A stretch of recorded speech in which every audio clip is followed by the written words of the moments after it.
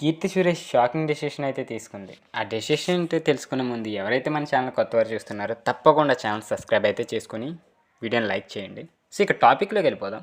South Indian film ఇండస్ట్రీలో మంచి fame ఉన్నటువంటి ప్రముఖ స్టార్ హీరోయిన్స్లో ఇప్పుడు చాలామందే కనిపిస్తున్నారు. కానీ హీరోయిన్స్లో కెరీర్ స్టార్ట్ చేసిన కొన్నాళ్ళలోనే స్టార్ హీరోయిన్గా మారిపోయిన యంగ్ బ్యూటీస్లో న్యాచురల్ నటి కీర్తి సురేష్ కూడా ఒక ఆమె ఉందని చెప్పుకోవాలి.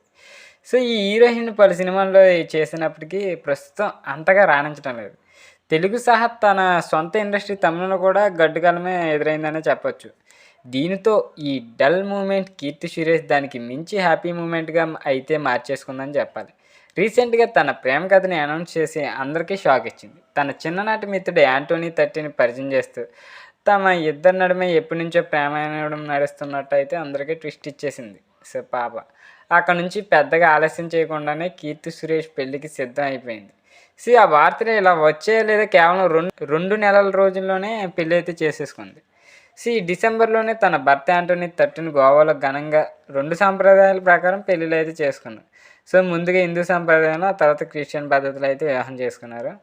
వీరి పెళ్లి పిక్స్ కూడా ఓ రేంజ్లో సోషల్ మీడియాలో వైరల్గా మారాయి. ఇప్పుడు తన హిందీ చిత్రం బేబీ జాన్ కోసం ఓ రేంజ్లో గ్లామర్ షో చేస్తూ ప్రమోషన్స్ ఆమె చేస్తుండగా ఇప్పుడు రూమర్ కీర్తి విషయంలో అయితే వినిపిస్తుంది.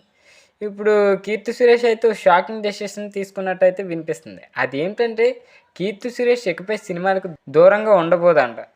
మరి సినిమాలు వదిలేసినట్టేనా అంటే లేదు, సినిమాలకు ఆమె కేవలం 1 ఏడాది మాత్రమే బ్రేక్ ఇవ్వనుందంట.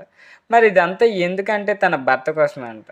ఇప్పుడు పెళ్ళైంది కదా, వెంటనే వృత్తిపరంగా బిజీ మారటం ఎందుకు, 1 ఏడాది తన భర్తకు సమయం కేటాయించిన తర్వాత సినిమాలు చేసుకుంటుందంట.